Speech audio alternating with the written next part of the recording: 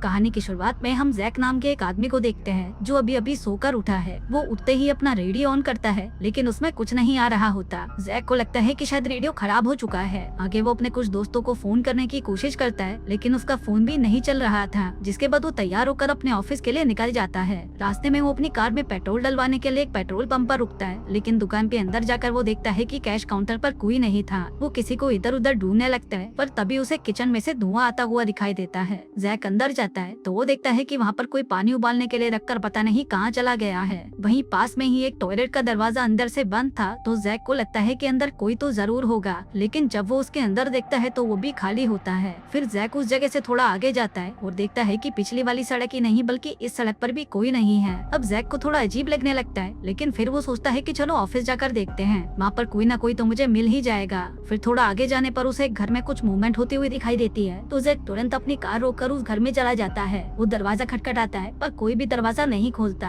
आखिर में परेशान होकर जैक कांच तोड़कर अंदर चला जाता है। वो देखता है कि घर तो पूरा खाली पड़ा है और किचन में पानी का पाइप टूटने की वजह से पानी लीक हो रहा है। जैक उस पानी की सप्लाई को बंद करता है और उस घर से बाहर निकलकर अपने ऑफिस की तरफ जाने लगता है। फिर थोड़ा आगे जाने पर उसे सड़क के बीचों बीच एक गैस का टैंकर खड़ा हुआ दिखाई देता है। वो उस टैंकर के अंदर जाता है और वहाँ पर पड़ी हुई एक वॉकी टॉकी से किसी से बात करने की कोशिश करता है, लेकिन उसमें से भी उसे कोई रिप्लाई नहीं मिलता। फिर वहाँ से थोड़ा आगे जाने पर वो शहर पहुँच जाता है, लेकिन वहाँ पर भी उसे कोई इंसान नहीं दिखता। अब जैक यहाँ पर डरने लगा था और उसे लग रहा था कि मैं कोई सपना तो नहीं देख रहा, क्योंकि ऐसा तो हो ही नहीं सकता कि सभी लोग रातों रात गायब हो जाएं। तभी जैक को एक जगह से धुआं निकलता हुआ दिखाई देता है। वो सोचता है कि शायद वहाँ पर तो कोई जरूर होगा, लेकिन वहाँ पर जाकर वो देखता है कि वहाँ तो एक प्लेन क्रैश हो रखा है। जैक सोचता है कि चलो प्लेन के अंदर मरे हुए लोग तो होंगे ही, लेकिन जब वो उस प्लेन के अंदर जाता है तो वहाँ पर भी उसे कुछ नहीं मिलता। इसके बाद जैक अपने ऑफिस आता है, जहाँ पर वो किसी तरह की रिसर्च के ऊपर काम कर रहा था। वहाँ आकर वो देखता है कि उसकी सभी मशीनें तो सही चल रही थी।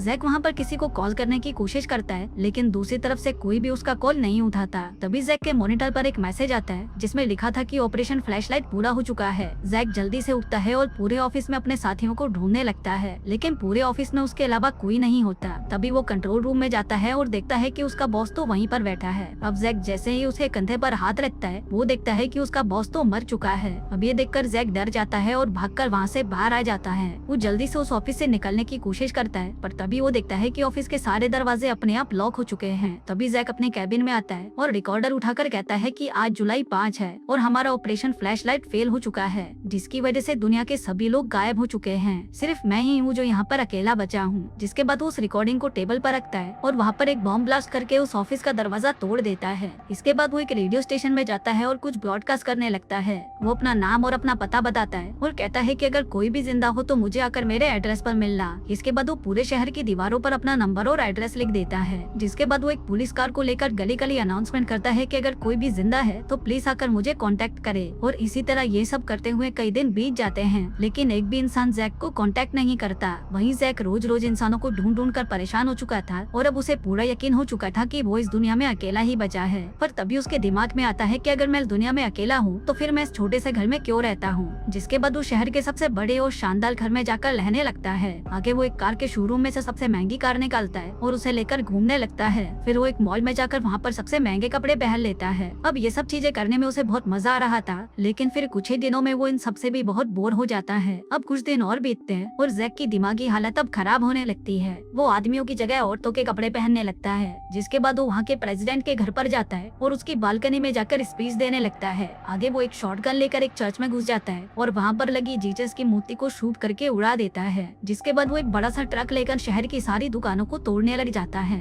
अब अकेला रह रहकर जैक पूरी तरह पागल हो चुका था, इसलिए वो खुद को ही मारने के बारे में सोचने लगता है। पर तभी वो फैसला बदल लेता है और डिसाइड करता है कि अब से वो जिंदगी के मजे लेगा। जिसके बाद वो समुद्र में जाकर नहाने लगता है और वापस अपने घर लौट आता है, जैसे कि वो अपनी जिंदगी एक नए सिरे से शुरू करने वाला हो। फिर एक दिन जब वो अपने घर पर आता है तो वहाँ पर उसे कुछ आवाजें सुनाई देती हैं। वो देखता है कि वहाँ पर एक लड़की थी जो उसके ऊपर गन पॉइंट करी हुई थी। अब उस लड़की को देखकर जैक बहुत खुश होता है और उसे गले लगा लेता है, क्योंकि इतने दिनों बाद उसने कोई इंसान देखा था। वहीं वो लड़की भी जैक को देखकर बहुत खुश होती है। आगे वो लड़की उसे अपना नाम जैनी बताती है। वो कहती है कि एक सुबह जब मैं सोकर उठी तो सभी लोग गायब हो चुके थे। मैं अकेली ही पूरे शहर में घूम रही थी, पर तभी मैंने दीवारों पर आपका एड्रेस देखा तो मैं यहाँ पर आ गई। अब बातें करते करते जैनी सो जाती है और वहीं जैक भी पास में ही बैठा उसे देखता रहता है। जिसके थोड़ी देर बाद वो भी सो जाता है। अगली सुबह वो दोनों शहर की तरफ जाते हैं, क्योंकि उनको लग रहा था कि अगर हम दोनों जिंदा है तो कोई और भी जिंदा हो सकता है, लेकिन काफी ढूंढने के बाद भी उन्हें वहाँ पर कोई इंसान नहीं दिखता। फिर ऐसे ही एक दिन जैक जेनी को अपने एक एक्सपेरिमेंट के बारे में बताता है कि हम वायरलेस एनर्जी बनाने की कोशिश कर रहे थे, लेकिन उस एक्सपेरिमेंट में हम फेल हो गए और मुझे लगता है कि शायद इसी की वजह से सभी लोग गायब हुए हैं। अभी सुनते ही जेनी डर जाती है और वहाँ से चली जाती है। अब ऐसे ही कुछ दिन और निकल जाते हैं और अब जैक और जेनी एक दूसरे के करीब आने लग गए थे। आगे वो दोनों बाहर आते हैं और अपनी पसंद की वो सारी चीजें करते हैं जो वो हमेशा से करना चाहते थे। फिर एक दिन जब जैक कहीं पर जा रहा था तभी उसके रास्ते में एक ट्रक आ जाता है। जैक अपनी गन लेकर उस ट्रक के पास जाता है तो उस ट्रक में से एक आदमी बाहर निकलता है जिसने मास्क पहना हुआ था। वो जैक पर गन पॉइंट करता है और उसे पूछने लगता है कि तुम कौन हो, तुम जिंदा कैसे बचे और क्या तुम अकेले हो। तभी जैक भी उसे झूठ बोल देता है कि हाँ मैं अकेला हूँ। अभी सुनकर वो आदमी अपना मास्क उतारता है और जैक से कहता है कि मुझे तो लग रहा था कि इस दुनिया में सिर्फ मैं ही बचा हूँ। पर तभी जैक की वॉकी टॉकी में जेनी की आवाज आती है, जिसे सुनकर वो आदमी कहता है कि यह आवाज कहाँ से आ रही है। अब जैक उसे सब कुछ सच बता देता है कि मेरे साथ एक लड़की है। अभी सुनते ही वो आदमी कहता है कि मुझे भी अपने साथ ले चलो। आगे घर पहुँचने पर वो दोनों जेनी को देखते हैं जो कि एक बहुत ही सुंदर ड्रेस पहनकर वहाँ पर खड़ी थी। तभी वो आदमी उन दोनों के पास आकर उन्हें गले लगा लेता है और कहता है कि अच्छा है अब मैं अकेला नहीं हूँ। जिसके बाद वो उन्हें अपना नाम हैप्पी बताता है। अब वो तीनों एक साथ बहुत खुश रहते हैं और साथ में घूमते फिरते रहते हैं। फिर एक दिन वो तीनों एक जंगल में कैंपिंग करने जाते हैं। तभी हैप्पी उन्हें बताता है कि एक बार मेरे और मेरे दोस्त के बीच में लड़ाई हो गई थी और उसने मुझे इतना मारा था कि मुझे लगा मैं मर चुका हूँ। पर जब मुझे होश आया तो मेरे आसपास कोई नहीं था और तब मुझे पता चला कि मैं इस दुनिया में अकेला बचा हूँ। तभी जेनी कहती है कि उस दिन मैं बाथरूम में हेयर ड्रायर यूज कर रही थी। तभी मुझे जोर का एक झटका लगा और मुझे लगा कि मैं मर गई, लेकिन जब मुझे होश आया तो सारे इंसान गायब हो चुके थे। तभी जैक कहता है कि मैंने भी उस रात ऑफिस में हुई एक लड़ाई से परेशान होकर नींद की गोलियां खा ली थी, लेकिन फिर सुबह उठते ही मैं इस दुनिया में अकेला ही बचा था।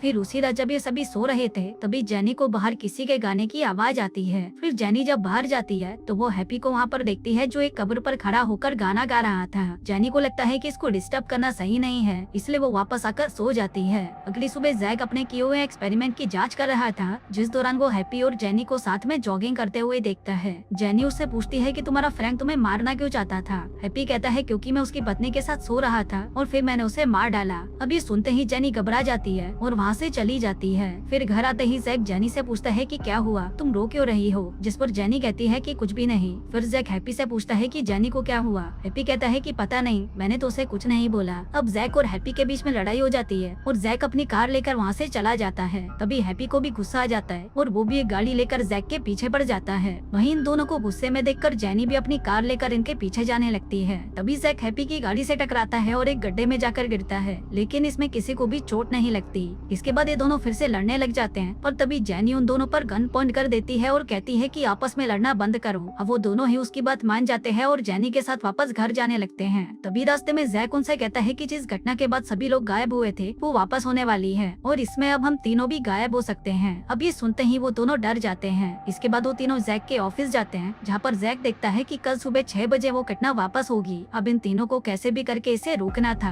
पर तभी एक लाल रंग की रोशनी आती है और इन तीनों को अजीब अजीब चीजें दिखाई देने लगती हैं। हैप्पी को लगता है कि दुनिया उल्टी हो गई है और वो उल्टा चलने लगता है, लेकिन फिर कुछ ही मिनटों में सब कुछ नॉर्मल हो जाता है। तभी हैप्पी और जेनी एक दूसरे को गले लगा लेते हैं, जो देखकर जैक को जलन होने लगती है। आगे जैक अपना रिकॉर्डर ऑन करता है और उसमें कहता है कि आज जो कुछ भी हुआ वो सिर्फ इस घटना का छोटा सा हिस्सा था। असली घटना तो कल होने वाली है और उसका मेन रीजन है मेरे ऑफिस से निकलता हुआ रेडिएशन। अगर हम मेरे ऑफिस को ही खत्म कर दें तो सब कुछ वापस नॉर्मल हो जाएगा। इसके बाद वो तीनों एक गोडाउन में जाते हैं, जहाँ पर ट्रक भरकर बारूद पड़ा हुआ था और इतना बारूद काफी था जैक के ऑफिस को बर्बाद करने के लिए। आगे हैप्पी उस ट्रक को लोड करके ऑफिस की तरफ निकल पड़ता है और वहीं जैक और जेनी भी उसके आगे चल रहे थे। इसी दौरान जैक जेनी से कहता है कि हम दोनों पहले कितने क्लोज थे, लेकिन हैप्पी के आने के बाद तुम मुझसे दूर जा चुकी हो, इसलिए अब तुम सच बताओ कि तुम मुझे पसंद करती हो या हैप्पी को। जेनी कहती है कि मुझे तुम दोनों ही पसंद हो, लेकिन हैप्पी को लेकर मेरे अंदर हमदर्दी है। मैं उसको जैसा समझ रही थी वो वैसा इंसान नहीं है, बल्कि वो तो बहुत ही अच्छा है। जिसके बाद वो जैक की कार से निकलकर हैप्पी के ट्रक में जाकर बैठ जाती है। अब ये देखकर जैक को गुस्सा आने लगता है, लेकिन वो बेचारा कुछ कर नहीं सकता था।